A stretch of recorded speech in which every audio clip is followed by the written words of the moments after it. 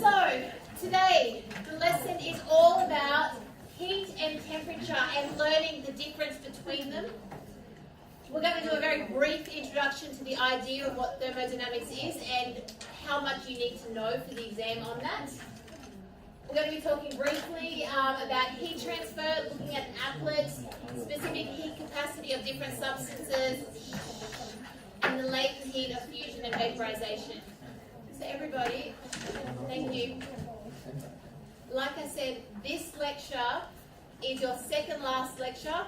On Friday, I will be delivering the last lecture for the semester.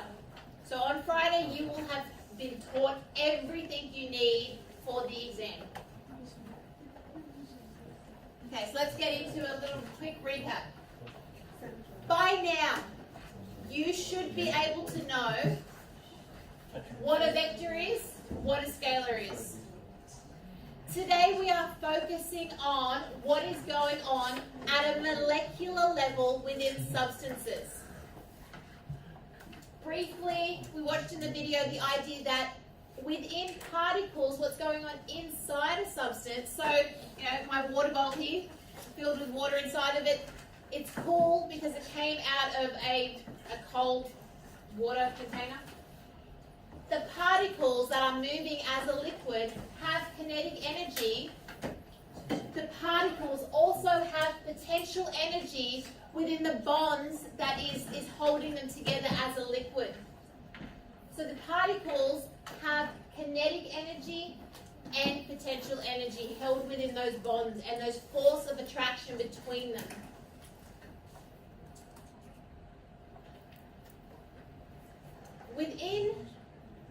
So if we think about right now, here's hand sanitizer. But you read it's a liquid. Okay, you can see this liquid has what we are going to call heat energy, internal energy, energy that exists inside of the molecules. This heat energy is due to the movement of the the movement of the molecules and the potential energy held between the molecules.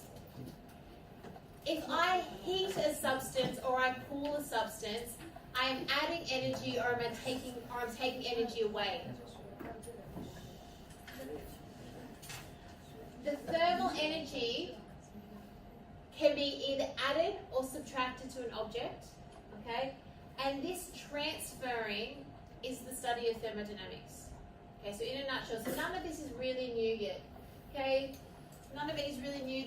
This might be the newest thing, okay? And this comes into the idea of thinking about words. Now, temperature, which we use degrees Celsius or Kelvin, temperature is the measure of the average kinetic energy of a particle in a substance. So if I have a container here, we've got our container here. Okay, actually, I'll just use this one. So these molecules are moving. And what do we know about things that are moving? We know kinetic energy is equal to a half a mass velocity squared. So the average kinetic energy of these particles, so the average kinetic energy of the particles in the substance is what gives the measure of temperature. So temperature is just related to the average kinetic energy of the particles in the substance. This is different to how much energy is in the total system. So heat energy, or we also call it thermal energy, or like Professor Day called internal energy, is dependent on how many particles you have. So there's a very big difference between if we had 100 kilograms of something versus 1 kilogram of something. They could both be at 100 degrees Celsius, but which one has more heat energy? the larger one? Because there's more of it. There has a greater mass. So temperature is just dependent on how fast the particles are moving in the substance, whereas the heat energy is dependent on how much mass do you have in. And the mass makes a big difference on the heat energy. So temperature just has to do with how fast the particles are moving. Nothing to do with how many that you have. So thermodynamics is a measure, thermodynamics is the study of energy transferring. So it's that movement, okay, of energy and how it affects work, heat, and the whole system. So what is a system? So here is a bit of a diagram. Our system, it has a boundary and then surroundings. So if we put it into reality, Storm, can you close that door, please? So right now, we are a closed system. If you're all paying attention, I'm teaching you, your students are listening, and we're in a room with a boundary. We've got 4 walls, and we don't know what's going outside in our surroundings. We are in a closed system. Okay? If we were to open the door and start hearing noises, well then, our attention might be going out to the surroundings. But if we keep it closed, it's just what's going on in our system. Okay? So there's four laws of thermodynamics, all having to do with what's going on with systems, surroundings, boundaries. The 0th law of thermodynamics all has to do with how different systems will always come into thermal equilibrium. So an example for you would be, if I keep here, can I turn my container into a pot? So here's my pot. If I bring my water up to 100 degrees Celsius, and then I add to it, so I take my pot off, and then I add into this, let's add in some oil, and my oil is at 20 degrees Celsius. What will happen to the temperature of these two things? They will start to even out, won't they? That makes logical sense. They'll come into thermal equilibrium. If I then added something else into here as well, let's add in, what else do you want to add to my mixture? Some chili oil? Some chili? Okay, it's like I'm starting to cook up a stock. I could keep on adding things all together, couldn't I, to make a soup? I've taken the temperature off. There's no other thing. They'll all become the same temperature. They will all come into thermal equilibrium. Any questions with that? It kind of just makes logical sense. Does that make, I think we kind of know. So if A and C are in thermal equilibrium and B and C are in thermal equilibrium, then A and B are in thermal equilibrium. So they're all in equilibrium together. They're all at the same energy. The energies just mix together. They transfer. Okay. So the 0th law, we're not going into any more detail. The 2nd law, this is as much detail as we're going into. So the 2nd law of thermodynamics is entropy. Some of you might have heard of chaos theory. Anybody heard of chaos theory? No. The whole idea that when you have a system, okay, that the entropy can never be decreased. And entropy has to do with how much energy cannot do work. So how does that happen to be? Well, if you have a system, so here I've got a set of particles, and I increase the temperature, the motion and the placement of these particles will change, and they will become less organized. They're becoming more and more disorganized. So part of that, as the molecules move around and change location, they'll move into a spot where that maybe it's no longer able to do work straight away. It has to overcome, it has to be shifted before it can do anything. So it's kind of stuck and held. So it's not available. So the energy energy that was available to do work before is now no longer available to do any work. So the idea is that more and more and more within the system, as you do things to it, the less and less organized the particles become, and as they become less and less organized, they are able to do less and less work on an object. Okay? So the whole idea, that's really entropy, is that everything becomes more and more disorganized. It's the theory of chaos. Okay? And as things become less and less organized, you can't do as much things with it. Think about your study desk. What happens if you're studying over and over and over again and you don't stop and clean it up? It becomes less and less organized and you can't find things as well. That's entropy. Okay? And the last law that we're going to go over is the third law of thermodynamics. And the third law simply states that as things cool down, they don't move as fast. And eventually, they will stop moving when they reach absolute zero. So the point in which 0 Kelvin is achieved, particles will stop moving. They've never done that scientifically. They don't know actually what happens at that point. Maybe the universe ceases to exist. So it's like an idea with physics that once you reach absolute zero, they don't know what happens. Particles can't not move. It's very interesting. Okay. But we are really mostly concerned with the first law of thermodynamics. And the first law of thermodynamics is one that makes the most logical sense, is that if you add energy to a system, the system now has that energy available. So if I had here I had an original container of water, and I add another object in that is a hotter temperature, the energy will transfer in and the system will now have the total sum of the energy of the two objects, and they will then, according to the zeroth law, form thermal equilibrium with each other. So now I need you to take out your worksheets, and we are going to be doing an experiment. So we are going to be about to open up the applet. So can you find the one that looks like this? So your questions, the first law of thermodynamics is at the top. Okay?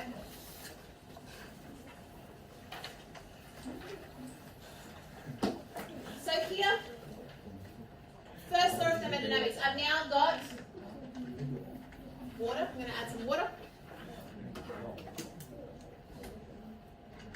And oil. So here I have two different systems. I'm not going to interact with them. They're two different systems. Okay? But I have a heat source that I'm going to use to add energy into my different systems. So, if I have these, okay, what is the independent variable? So you guys are going to have to answer your sheets now. So independent variable. So this is my experiment. I've got a container of water with the same volume as the olive oil, different. Okay, so I'm comparing these two. I have a heat source that will provide the same amount of energy for both of them. So what is my independent variable? What am I changing? Because independent variable is what you change. So independent variable. What is the independent variable here?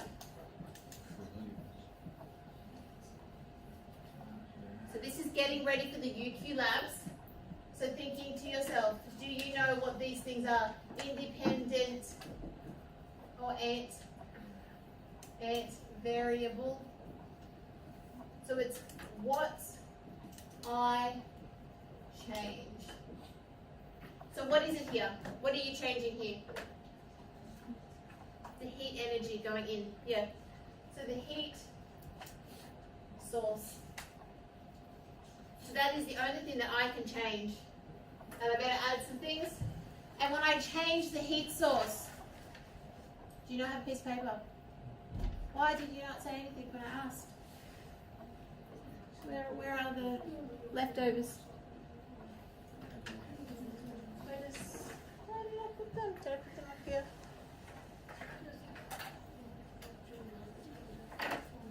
Is there no much over this should be good. Here. Oh, yeah. Thank you.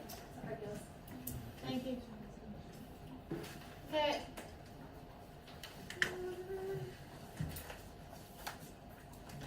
Don't just sit there, then you've got to be proactive learners. You want to listen?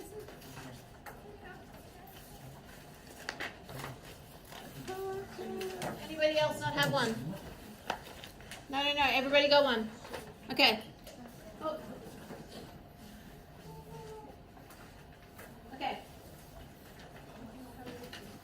The reason that I'm going over this is when you go to UQ, you will not be able to take your papers home. You will get a paper when you arrive at UQ and I will collect it at the end of the day. Is it really important you know how to identify independent variables? Yes. Okay? It really is. So here it's the heat source. So write it down. Okay, you should be writing it in your box. Because you will. So where is your heat source? Okay, here it is, independent variable. I need to add thermometers.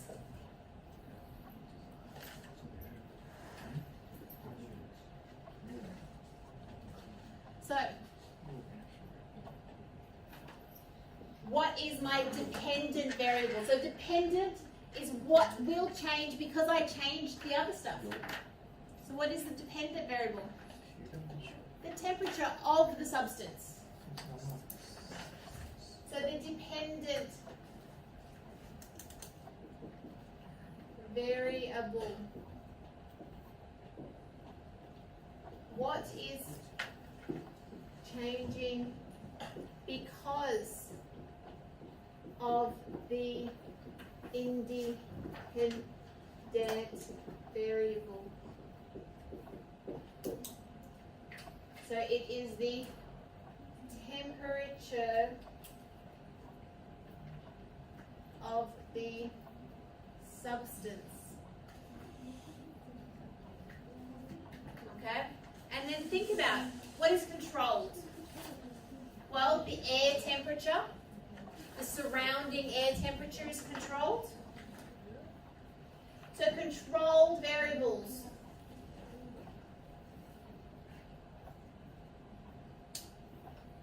What stays the same? So the surrounding air temperature, okay, the volume of the substance, okay, so the things that you are keeping the same, okay, so now, yes.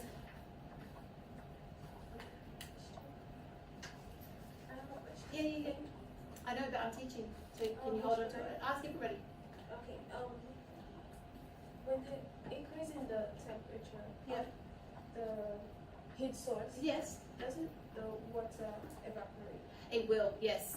I'm going to try and make it so it doesn't evaporate. Try and keep it just below. But that's perfect observation. So Ella just said, well, won't it start to evaporate? And it will. I'm just going to try and keep them lower. Okay, so that they don't get to the latent heat of vaporization, which we will learn more about soon. Okay, so now, here in your question number 2, explain whether the applet is an open or closed system. If you see the word explain, what is a good way of thinking about explain? If I see the word explain, what should I add? What do I need to make sure I have? A because. So question number 2 says, explain whether the applet is an open or closed system. So what is it? Is it open or closed? It is. Is this an open or a closed system? Okay, Ella just said, okay, which was perfect observation, that these will start to, if I keep on adding energy, they'll start to evaporate, like the water will start to evaporate. So if it is allowed to evaporate, is it an open or closed system? It's an open system. Because, so don't forget we're explaining, we're using the word explain, because it is open to the surroundings. Okay?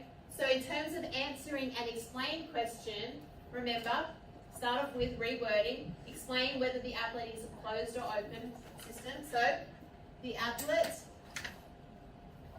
is an open system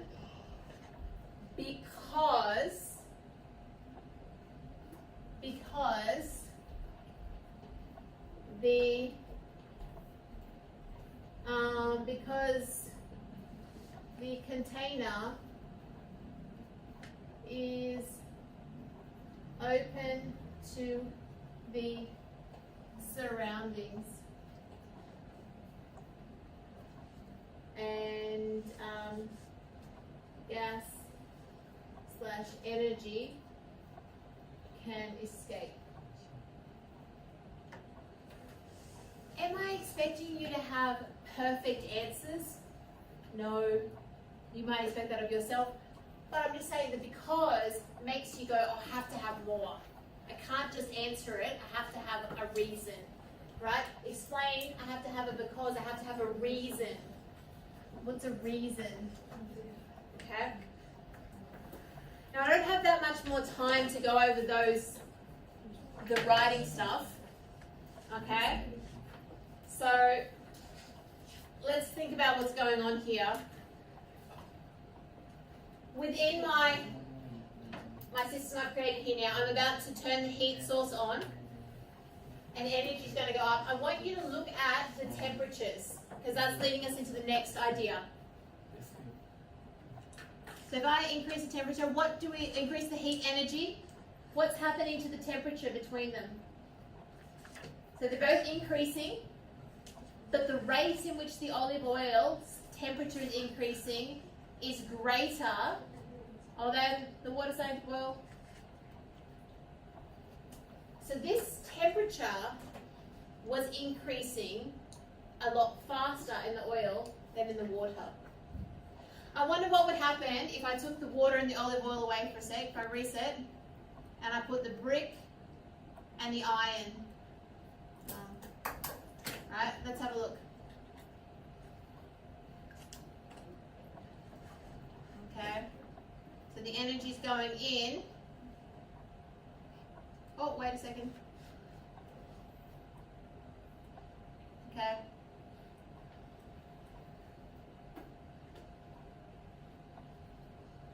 So I wonder what's happening with this. This brick versus this metal. Oh, they're pretty similar, aren't they? Yeah, okay. I haven't done that one so far. Okay. So they're kind of the same.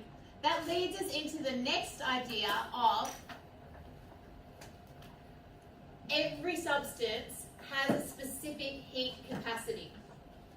Okay? So water, the heat capacity for water is 4,200 joules per kilogram per degree Celsius or per Kelvin. Okay? So the whole idea is that specific heat capacity is how much energy you have to add to 1 kilogram of something to increase its temperature by 1 degree Celsius. Okay? So different substances have different structures. So some will transfer heat energy very quickly, some will not. So some require not very much energy at all to increase the temperature, whereas some will require a lot. So let's have a look at this list. Water is 4,200, okay, joules per kilogram per degree Celsius. So it really requires quite a lot of energy to increase its temperature. Whereas think about iron and steel, 462. So it is nearly a tenth of water to increase its temperature. So I only need 460 joules of energy to increase 1 kilogram of iron and steel by 1 degree Celsius. Which makes sense. Like it doesn't take very much to heat up metal, does it? Metal will heat up very, very quickly. Okay? Whereas water takes a lot more energy. So a lot more energy that is held within the water. Okay? So we can look at these values, these are given values, and use the relationship between heat energy, so that whole idea of heat, so the heat energy that you need to add or take away from something is equal to the mass, so how much of it that you have, multiplied by its specific heat capacity, which is what the substance is, really change the substance, multiplied by how much you want to increase or decrease the temperature. Okay, so what does that look like when we do it mathematically? Well, here, this is example number 2 is a good example. How much heat is required to bring a saucepan containing 500 milliliters of water at 20 degrees Celsius to boiling point? So boiling point, you guys need to know, is 100 degrees Celsius. So 1 litre of water has a mass of 1 kilogram. You'll be told that in an exam. But I want to know how much energy, right, how much heat energy do I have to add to take 20 degrees Celsius water and boil it?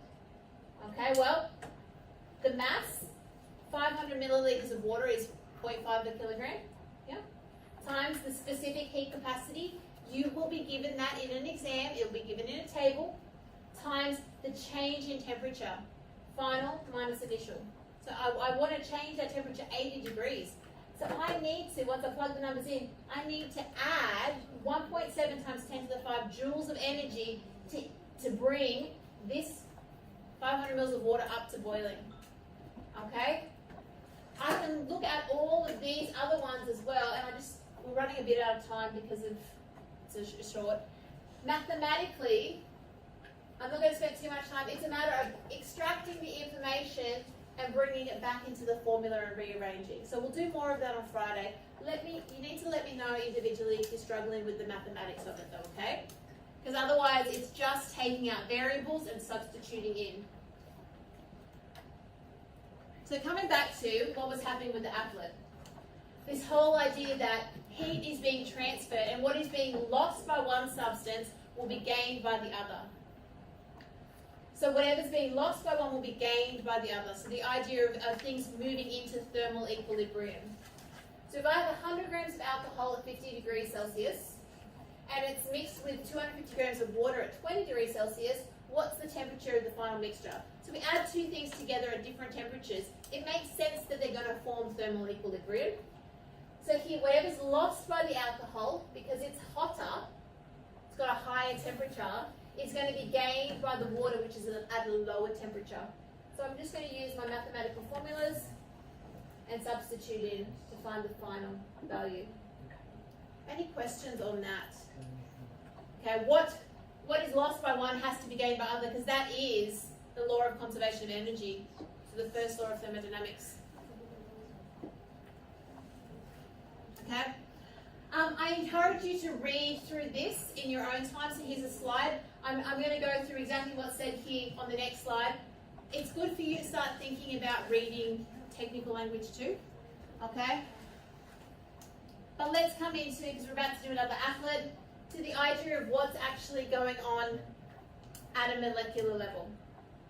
So I told you that if we get up our particles, that if my particles are vibrating, okay, it's the kinetic energy of the particles that makes the temperature. So this here is a graph of temperature versus the energy that I've added. So the energy change. So I've had to add this energy, and I've added this energy to ice, which became water, which became gas with steam. I've added this energy, and the temperature is increased. So when you start to boil a pot of water, right, on the stove, has everybody boiled water before on a stove? Yes, like seriously. Is there people here who has never actually gotten a stove and put a pot of water on it to boil water? So like you've got a pot, you're in the kitchen, and you have a pot, and you put water in the pot, and you put it on the stove. Yeah. Has everybody done this? Yes. Some of you are like, anyway, I'll just... So here is my water. I have put it on here. Oh, actually, let's start off with, I put ice in here. So I've got ice. And then I start to add heat energy. My ice, as it starts to get energy added to it, the temperature increases because the kinetic energy of the particles increases. So the kinetic energy increases, causing the temperature to increase. Then, and this is the really important thing to understand, is at the point where the ice at 0 degrees Celsius becomes water at 0 degrees Celsius, there's a point in which ice can exist at 0 degrees Celsius, right? It's vibrating like this. You've got the kinetic energy is moving, and the kinetic energy is what makes the temperature. But there is bonds, intermolecular bonds, that are keeping the particles together. You need to add energy to break those bonds for it to start to turn into a liquid. So to take ice at 0 degrees Celsius and transform it into water at 0 degrees Celsius, you have to add energy. So the temperature, I'll make that bigger, the temperature remains the same, but you added this energy. That energy's name is the latent heat of fusion. That energy is Q is equal to the mass that you have times the latent heat of fusion. Okay? That is a known value. That is how much energy is required to make this state change or a phase change. There is another phase change that happens, okay, when water becomes steam. So when you have water at 100 degrees Celsius and you want to make steam at 100 degrees Celsius, there is another much larger state in which, because now you still have these bonds going on, in which you have to break those bonds. You have to enable the gas to be free. So in order to have the gas to be free, you have to add energy. And that is the latent heat of vaporization. That is the energy, the mass times the LV. Okay? That is what is going on here, and it is huge. The temperature does not increase because the particles are not moving any faster. You are at the stage where you have to actually break the bonds of the particles. Okay? So, the latent heat of fusion is a known value for all different substances. So you will be given this value. Okay? So if we look at using this formula here, explain how much energy is required to melt a 2 kilogram block of lead to liquid at its melting point. So lead has a melting point of 328 degrees Celsius. So it exists as a solid at 328 degrees, and then if you add this energy, multiplied by the mass, it will then become a liquid at 328 degrees Celsius. So the temperature will stay the same, but it's that shift to break those bonds to make it free. So if I wanted to just look at the maths, it's just simply, well, the energy to melt something is mass times the latent heat of fusion, which is going to be equal to, here, 2.0 kilograms, multiplied by the latent heat of fusion for lead is 2.3 times 10 to the 4. So it's simply going to be 4.6 times 10 to the 4 joules, or 46 kilojoules. So it's just the simple maths. This is just the amount of energy required to break those bonds to enable it to move from being a solid where the particles are like this to all of a sudden free, okay, to move around. The exact same thing happens when we are moving from a liquid state into a gas state. We have a latent heat of vaporization. The latent heat of vaporization is much larger. It requires a lot more energy to go from a liquid to a gas than a solid to a gas. Okay, so these are much larger values. So this is a good example here, okay, of a kettle contains 1.5 kilograms of water at 100 degrees Celsius. So water can be liquid at 100 degrees Celsius, and then you need to add more energy to make it into steam. So electrical energy is supplied at a rate of 2,000 watts. Don't forget watt is joule per second. Calculate the mass of water that is converted to steam after 30 seconds. Okay, so here, the mass of latent heat of vaporization. If it is 2,000 watts, so 2,000 watts is the same as 2,000 joules for every second. And joule is the energy. So here, when I looked at this delta Q, I had to have joules per second multiplied by seconds for them to cancel out. So I've got 6,000 joules of energy equals mass times 2.25 times 10 to the 6th. Where do we get that value? Well, that is the latent heat of vaporization of water. So when water becomes steam, okay, it has latent heat of vaporization of 2.25 times 10 to the 6th. So we find out when we do the math there that the mass is 0.026 kilograms. So that is 6,000 joules for a very small amount of water. And that's like a tablespoon of water. Hardly anything at all. So let's do one more bigger example. And that is this one. Okay, I'll leave this one here. So this is really when you're putting it into something a bit more bigger picture. So, how much energy is required to turn a 2.3 kilogram block of ice at negative 11 degrees Celsius into steam? So we've got ice and we're turning it into steam at 105 degrees Celsius. So, I want you to think about here, we had our little, we've got multiple phase changes. So I've got ice at negative 11 degrees Celsius. What temperature does ice become water? 0, goes 0. What temperature does water become gas, steam? At 100. And I'm superheating it to 105 degrees Celsius. What is this point here? So I've gone from being a solid, liquid, gas. What's this point here? Tell the person next to you, what is this point right here?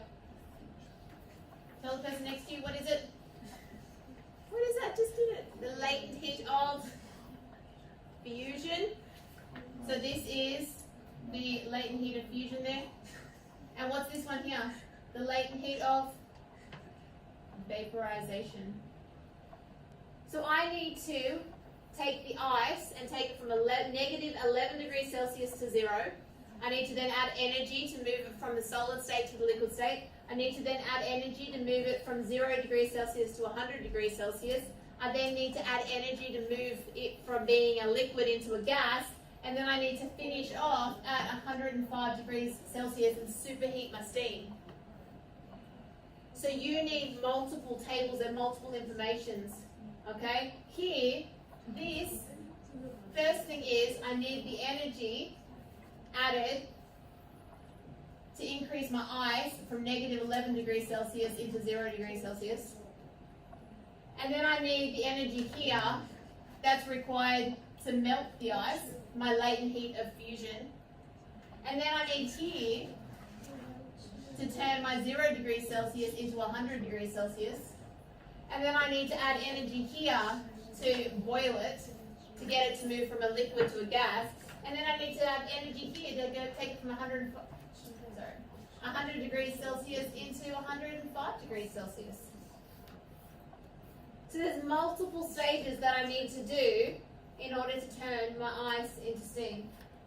So once I've gotten all these things sorted, I can take them out bit by bit. So this here is to move it from negative 11 degrees Celsius to 0 degrees Celsius. This bit here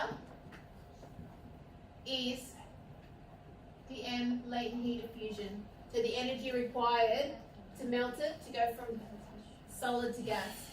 This bit here is to take it from 0 degrees Celsius to 100 degrees Celsius. This bit here is the latent heat of vaporization. And this bit here is taken from 100 degrees Celsius into 105 degrees Celsius, which ends up being 7 megajoules, which is 7, 1, 2, 3, 1, 2, 3 joules, which is the same as 7,000 kilojoules. And that's roughly how much an adult will eat in terms of energy. So to take ice to steam, only 2.3 kilograms of it is nearly how much you would eat every day. Like that's how much energy is required. It's really crazy. Last bit of crazy information is that the bulk of the information, the bulk of the energy is actually used to boil water. So boiling water is one of the most energy intensive things you can do. So the latent heat of vaporization for this 2.3 kilograms of water, the latent heat of vaporization, of water to gas, water to steam, I'm really tired now, I keep saying the wrong thing, is 2,250,000, so it ends up being 5.2 megajoules. So the most energy intensive part of it is turning it into steam, okay? And it wouldn't matter, if it was evaporating, it would just take a lot longer, but it would still take the same amount of energy.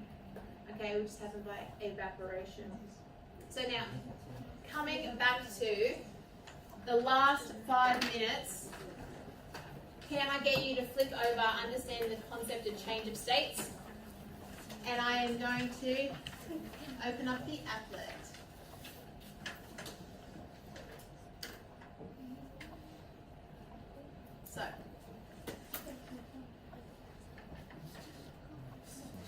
So here, so I want you to think now and tell the person next to you, so I would love you to do this at home. Do this at home, practice writing. You will need to do this, okay? It's not going away. So the applet, it's on the PowerPoint. I want you to talk to the person next to you now. Is this an open or a closed system? Tell the person next to you now, is this opened or closed? Do you know how really annoying it is? I'm guessing you're not doing physics. When I'm trying to teach and you're actively talking to each other about something else. It's really rude. Yeah, like, think about it. Should I actually have to stop my lesson to tell you guys to behave? How old are you? Are you 18, 19 years old? Like, come on. Right?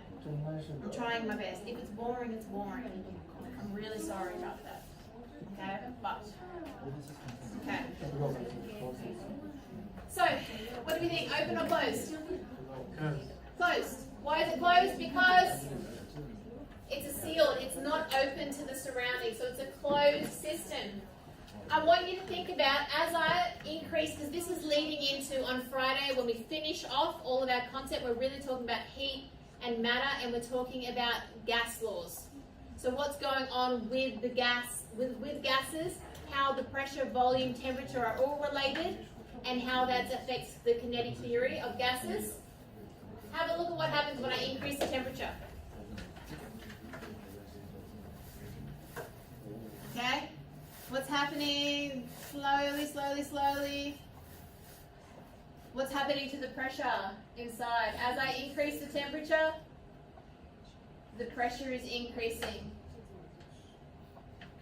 I've kept the volume the same, and because I kept the volume the same, the gas particles, as they become gas, are gaining kinetic energy. Okay, so this heat source, so my heat source transferred the energy into the substance, and that gave the particles greater kinetic energy. And then as the particles move around, they start colliding within the container, and it's those collisions that's causing the pressure. But I've kept the volume the same. I can change the volume too. But here, this is where it's moved. If I do it with water now, so if I reset it, and I look at water, okay, I can keep on adding temperature. You can see that water as a liquid actually comes closer together. And then I am adding gas. Okay. Oh, sorry, it's becoming. So you can see I've superheated it. But it takes a lot more energy to get my water to increase its pressure. And look at the rotational energy. Can you see the kinetic energy is not just moving from side to side, but you've got these rotational energies as well. Yeah. It is pretty cool. So phase diagrams, I'm going to talk more about that